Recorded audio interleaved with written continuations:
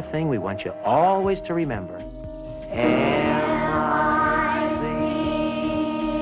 See you real soon. K-E-Y. Mention Disney and younger people only think of The Little Mermaid Beauty and the Beast or the live-action Aladdin. But for American kids in the 1950s after school, Disney meant one thing: the Mickey Mouse Club. Premiering in 1955, this show brought Disney straight into American living rooms, turning kids wearing Mickey ears into after-school friends in the childhood of an entire generation. And because it was childhood, we all want to believe the cast went on to have lives as beautiful as a fairy tale. But real life does not follow a Disney script. One Mouseketeer had to go public with her illness to shut down rumors that she was an alcoholic. One person who once had one of the brightest singing voices in the club was later sentenced to prison for fraud. One girl who once wore Mickey ears later made Disney turn away because she posed nude wearing only those very ears. Today, we are going through 15 faces that helped make the Mickey Mouse Club. Get ready, because this video is going to completely change your childhood memories.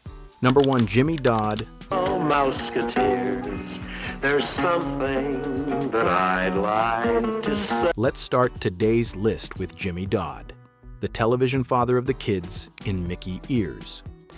Born in 1910 in Cincinnati, Jimmy was 45 years old when the Mickey Mouse Club premiered in 1955. He was the head Mouseketeer, the man holding the mouse guitar, the person who wrote Mickey Mouse Club March, and the grown-up face who kept the whole show moving.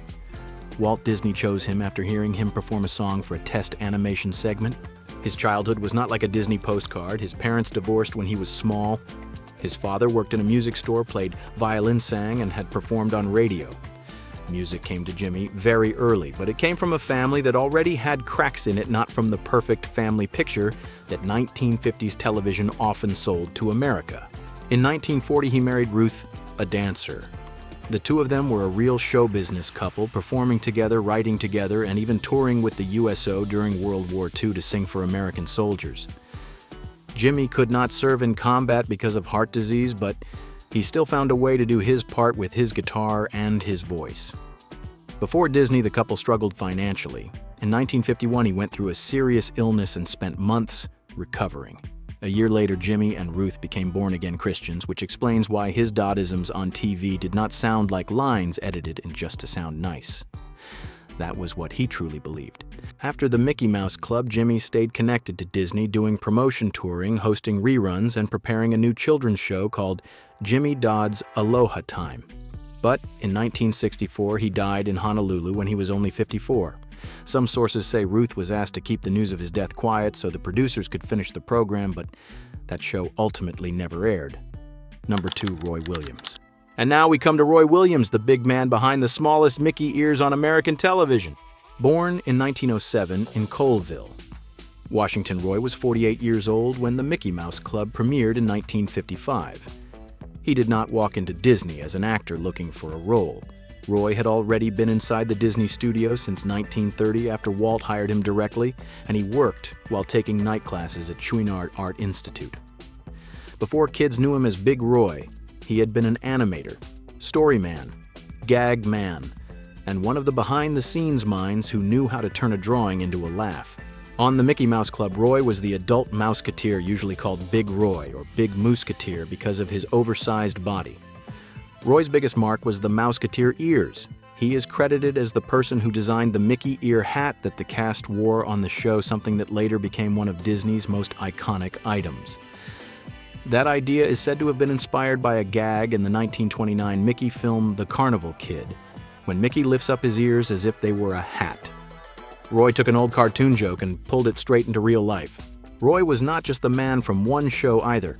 During World War II, he designed more than 100 insignias for the armed forces, including the famous insignia for the Flying Tigers. After the Mickey Mouse Club, he continued working as a publicity representative, a Goodwill ambassador in 1959, a caricaturist at Disneyland, a comic strip artist, and a consultant for Disney on Parade. Roy died in Burbank in 1976 at age 69 and was named a Disney legend after his death in 1992. He had no big scandal for people to repeat over and over. But honestly, Roy did not need a scandal. He only needed one idea so simple it was genius: put Mickey ears on children's heads and let all of America remember that image for the rest of their lives. Number 3, Bob Amsbury. Bob Amsbury is the kind of name that is easy to overlook until you realize he disappeared from Disney when he was only 29. Born in 1928 in Oregon, Bob was only 27 when the Mickey Mouse Club premiered in 1955. Among the show's grown-ups, he was not as famous as Jimmy Dodd, and he did not have a lasting symbol like Roy Williams. But Bob was still part of the original framework. He was an adult Mouseketeer known by the nickname Uncle Bob, and was often used as the show's all-purpose grown-up when they needed someone to act to help out or to be a cheerful adult face beside the kids. Bob was there. Before Disney, Bob already had the feel of a local entertainer. He had done a children's radio program in Portland, so the name Uncle Bob did not come out of nowhere. Disney saw in him the kind of energy that fit children's television at the time: not slick, not too loud, but flexible and easy to like. Bob's most memorable role was probably Bob O' the Clown. In Mickey Mouse Club Circus at Disneyland, Jimmy Dodd was the ringmaster, Roy Williams was the strongman, and Bob came out with a clown face. That was early Disney, when the line between TV, the park, the circus, and the stage was still very close. Kids did not just see these people on the screen. They could meet them in real life inside a circus tent surrounded by music and stage dust. Bob's career was still opening up. He appeared in The Hardy Boys, The Mystery of Ghost Farm, and some Disney credits like Paul Bunyan and Sleeping Beauty were still recorded after his death. But on November 21st, 1957, Bob died in a car accident in Portland when he was only 29. He had no Chapter 2. No reunion many years later. No chance to look back on the Mickey years with gray hair and an older smile. With Bob Amsbury, the story is not how far he went, but that he was stopped far too soon. Number 4, Annette Funicello. Will I know? 5 years, Annette Funicello hid from virtually everyone the fact that she had been diagnosed with. Annette Funicello was not just a Mouseketeer. For a whole lot of American boys back then, she was the first girl who made them sit still in front of the TV. Born in 1942 in Utica, New York, Annette was only 13 years old when the Mickey Mouse Club premiered in 1955. Her family moved to Los Angeles when she was small, and her mother put her in dance lessons simply because she wanted her to be less shy. That seemingly ordinary thing ended up changing her whole life. Walt Disney saw Annette perform as the Swan Queen in Swan Lake at the Burbank Starlight Bowl, and the next day the studio called the dance school to find that little girl. Annette became the 24th Mouseketeer, the last person chosen for the original group. Then she rose very quickly. By the end of the first season, Annette's fan mail had reached about 6,000 letters a month. In a cast of kids who sang, danced, smiled, and wore Mickey ears, she was the one viewers remembered by name. She appeared in Adventures and Dairyland and Spin and Marty, and then had her own cereal called Annette. When the show stopped production, she was the only Mouseketeer Disney kept under an exclusive contract. To put it plainly, Walt knew he had a star. After Disney, Annette did not disappear. She kept going through Zorro the Shaggy Dog Babes in Toyland, The Monkey's Uncle, and then moved into an image American men of the 1960s would never forget: the Beach Party movies alongside Frankie Avalon. But even after she had grown up, Annette was still kept inside Disney's good girl frame. Walt once asked her not to show her belly button in a swimsuit because he wanted Annette to be different from the other bikini girls. Annette's private life from the outside was not noisy in a tabloid way. She married Jack Gallardi in 1965, had 3 children, and later married Glenn Holt in 1986. But the biggest blow came in 1987 when she was making Back to the Beach, the movie that reunited her with Frankie Avalon and brought her back to the exact summer memory that had made her famous. That was when the first symptoms of multiple sclerosis began to appear. She still tried to tour with Frankie in 1989, still walked out in front of audiences, still carried that old smile with her. But her body had already begun to betray her. By 1992, Annette went public with her MS, and this is the most painful part. She did not speak out only because of her health. She spoke out because rumors had started spreading that her difficult walk was caused by alcohol. Just think about that. The girl who had once been Disney's purest symbol had to reveal a brutal neurological disease just to get people to stop smearing her name. Annette did not turn her pain into a pity show. In 1993, she founded the Annette Funicello Research Fund for Neurological Diseases to support research into MS and other neurological illnesses. She died in 2013 at age 70 from complications of MS. Number 5, Bobby Burgess. Bobby Burgess is one of the rare kids who stepped out of the Mickey ears without being swallowed by his own famous childhood. Born in 1941 in Long Beach, California, Bobby was only 14 years old when the Mickey Mouse Club premiered in 1955. He had been dancing from a very young age. His mother noticed Bobby kept bouncing along to the radio when he was only 3, so she put him in dance lessons when he was 4. By age 11, Bobby had already appeared in dozens of local television shows in Los Angeles. At first, Bobby was sent to Disney to audition for Spin and Marty. He did not get that role, but his barefoot jazz dance caught Disney's attention, and that was how Bobby became a Mouseketeer. In the cast, he was not an Annette-type phenomenon, and he did not have a dark story like some others. Bobby was simply the boy who could dance, worked hard, and was always there in the roll call through all 4 years of the original show. When the Mickey Mouse Club ended in 1959, Bobby returned to student life, then studied at Long Beach State. But television was not done with him yet. In 1961, Bobby and Barbara Boylan won a Lawrence Welk dance contest. Viewers liked them so much that Welk kept Bobby on, and he became a familiar dancer on the Lawrence Welk Show for more than 20 years. Bobby's private life has been pretty steady. In 1971, he married Christy Florin, the daughter of Myron Florin from the Welk Show. They had 4 children, many grandchildren, and later became connected as a family to Burgess Cotillion, where Bobby taught dance manners and etiquette to students. This year, Bobby is 85. He did not escape the Mickey ears by running away. He danced straight through them and then just kept dancing through life. Number 6, Darlene Gillespie. Darlene Gillespie once had enough talent to stand beside Annette, but many years later her name showed up in the news because of a courtroom, not a stage. Born in 1941 in Montreal, Canada, Darlene was 14 years old when the Mickey Mouse Club premiered in 1955. She did not come into Disney as some child who was randomly picked for being cute. Her parents had been a vaudeville dance team. Her family moved to Los Angeles when Darlene was small, and she had studied singing from age 10 and danced with Birch Mann. In other words, before she ever put on Mickey ears, she had already been prepared as a real performer. At the March 1955 audition, Darlene said she did a farm dance, then sang Davy Crockett. Jimmy Dodd looked at her and said, "Little girl, you've got a job." That sentence sounds like a golden ticket. And for a while, it really was. Darlene became one of the standout female voices among the Mouseketeers. She starred in Corky, and White Shadow appeared in The New Adventures of Spin and Marty, and was even chosen to play Dorothy in the test music section of the Rainbow Road to Oz project. But that movie was never made, and for Darlene it was like a big door had opened and then closed too fast. After the show stopped filming, her acting career slowed way down. She still recorded for Disney, made the album Darlene of the Teens, and narrated and sang on albums like Alice in Wonderland and Sleeping Beauty. In 1975, she even started Alva Records and tried to move into country music under the name Darlene Valentine. But she never had the bright path Annette did. Then everything shifted to a different color. In 1990, Darlene sued Disney, claiming the company had taken advantage of her youth and kept her from profits that should have belonged to her. She also sued Disney and the Screen Actors Guild over rerun money from the Mickey Mouse Club. By 1997, she and Jerry Fraschilla were convicted of shoplifting. A year later, a bigger case exploded. Darlene was convicted in connection with securities fraud, mail fraud, obstruction of justice, perjury, and conspiracy.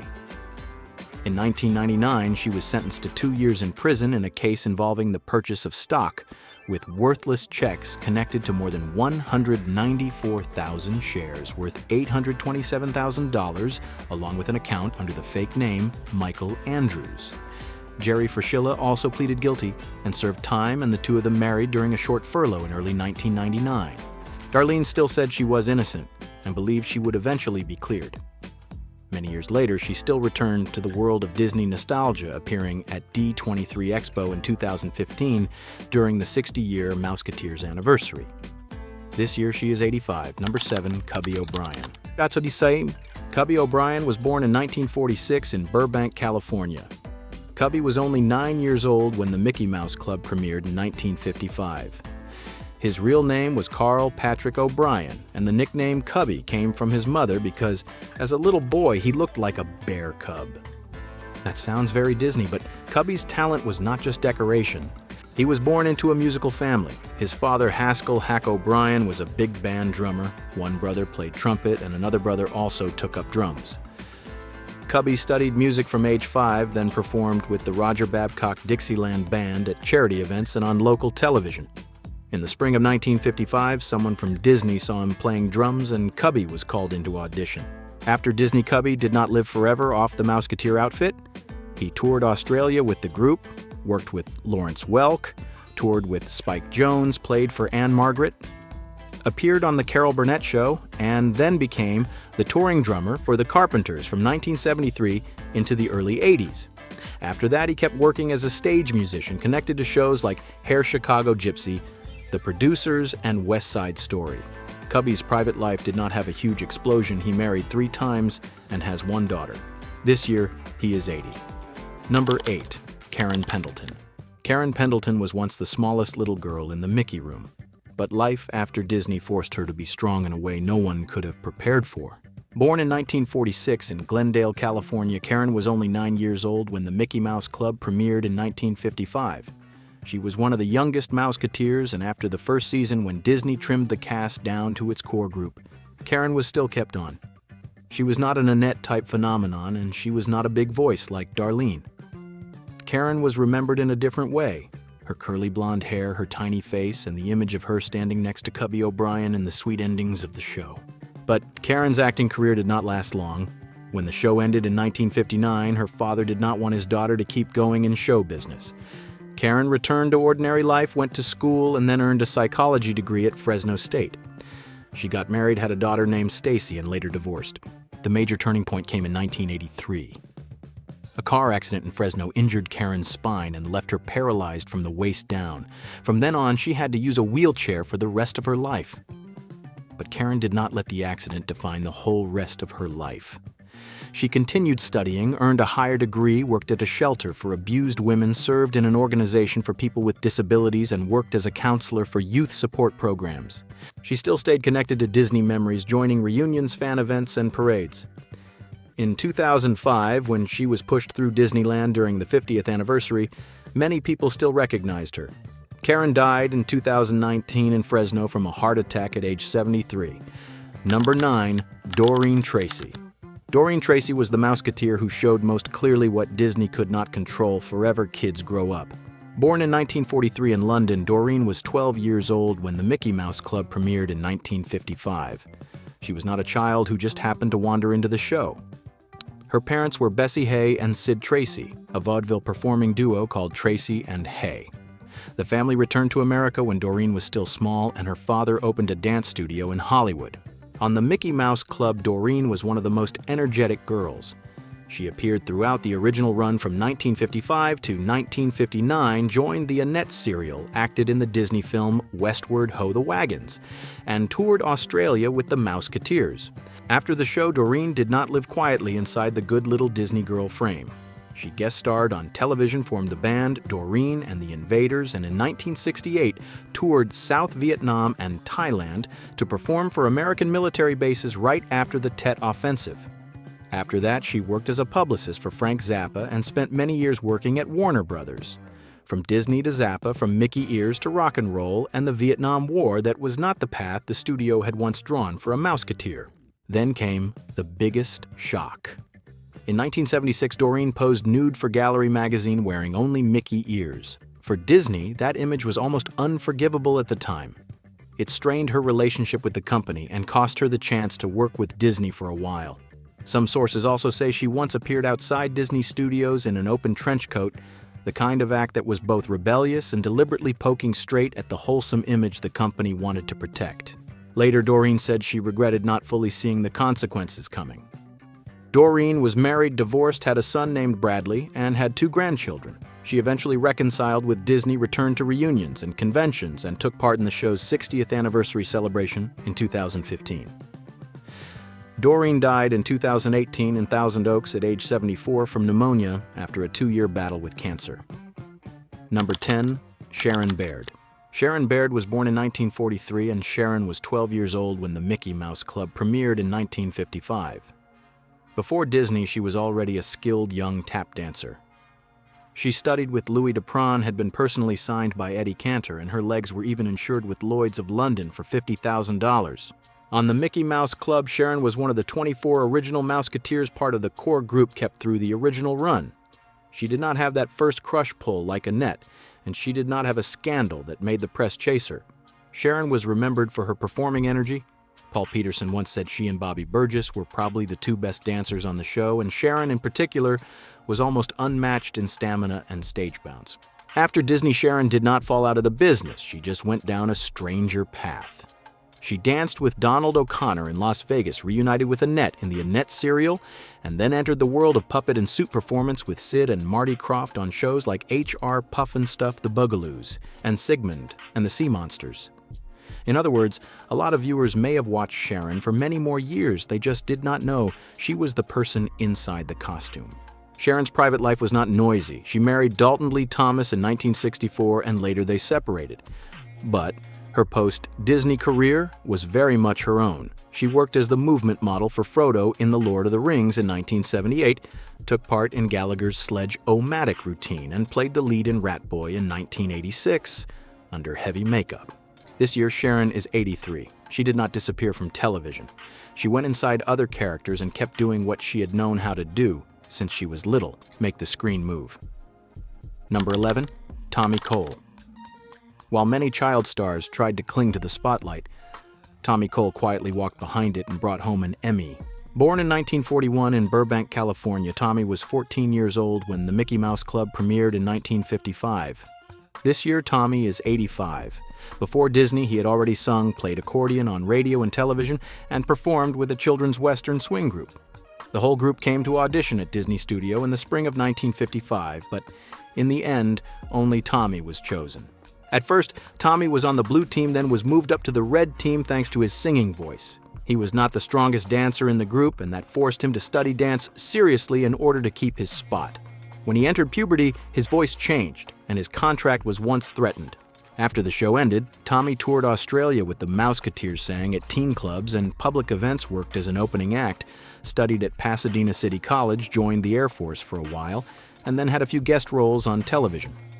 But by around 1964, he understood that his path as a performer was no longer wide open.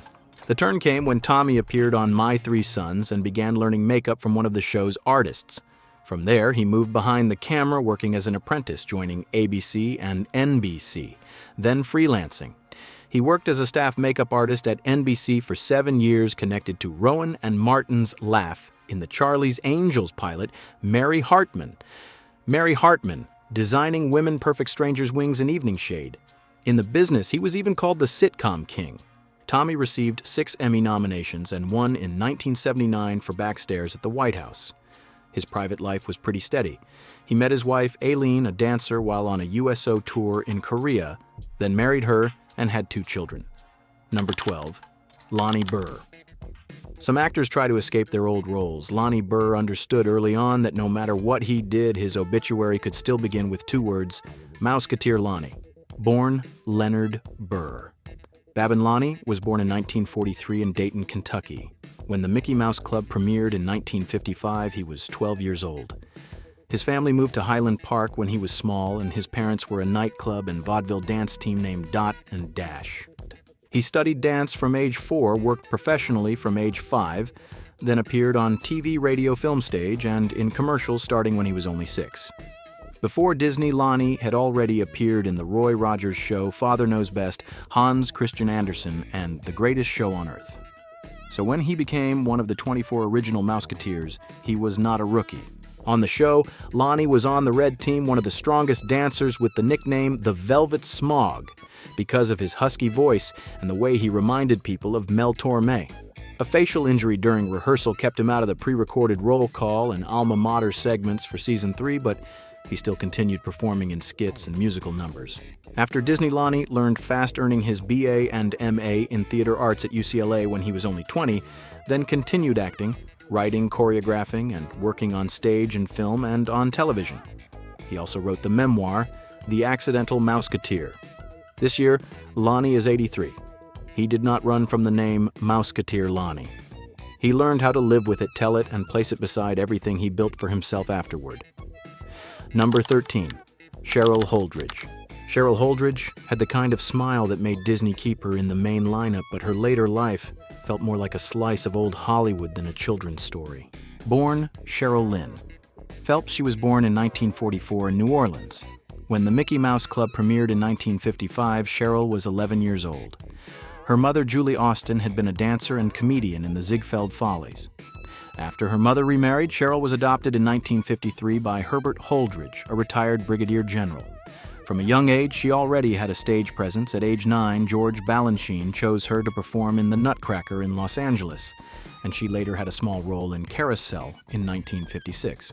Cheryl auditioned in the spring of 1956 and was brought into season 2 of the Mickey Mouse Club. She was not an original Mouseketeer like Annette, but she was quickly pulled into the core group that appeared in the roll call.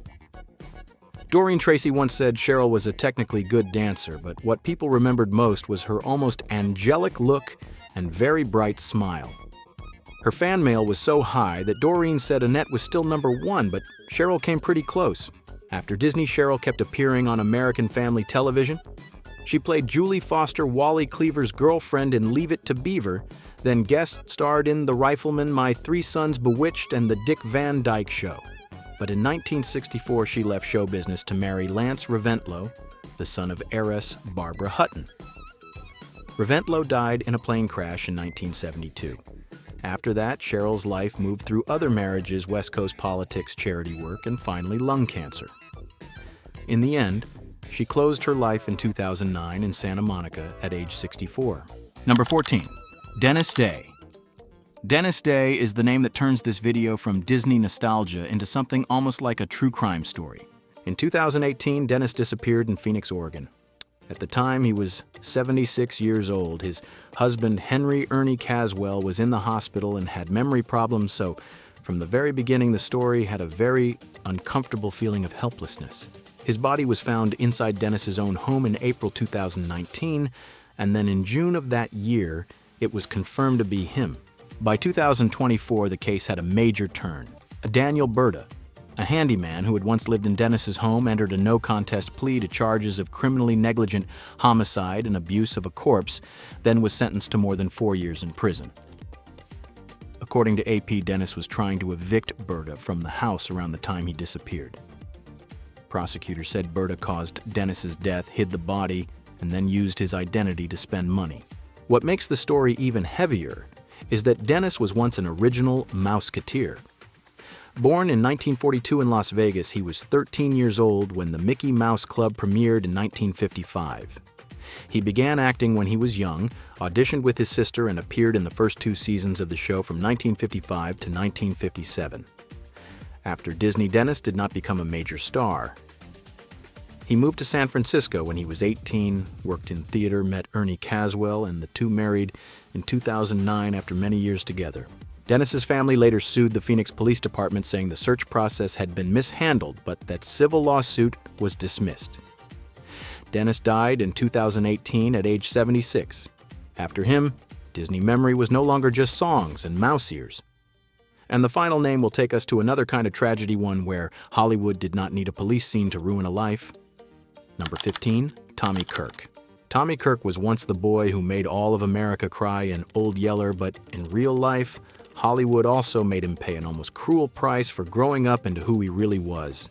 Tommy was born in 1941 in Kentucky and moved to Los Angeles when he was small. When the Mickey Mouse Club premiered in 1955, he was 14 years old.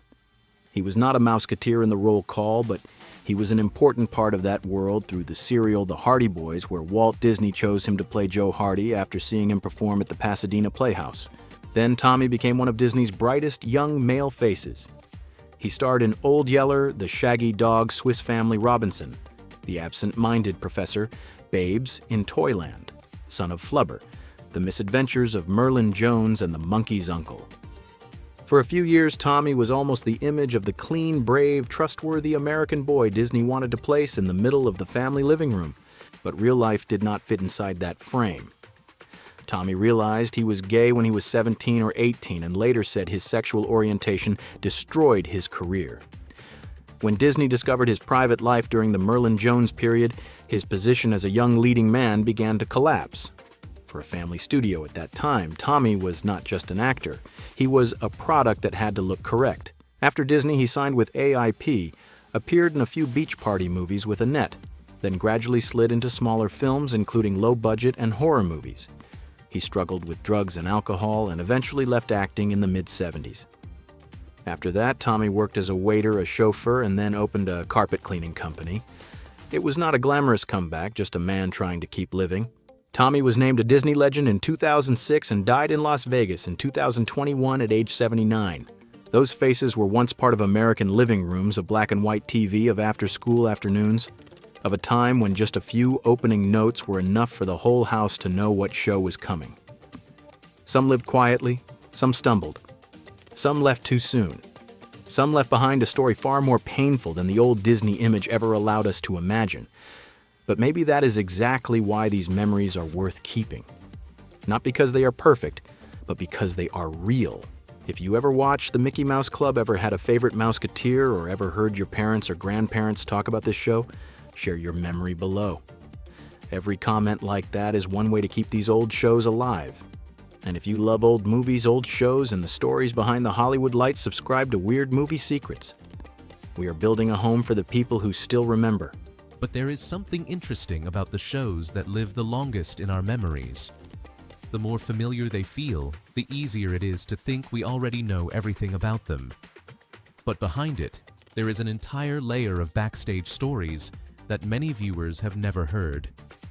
So today, we are heading back to Hazard County and uncovering the most fascinating secrets behind the Dukes of Hazzard. And trust me, a few of them may make you see this series in a completely different way.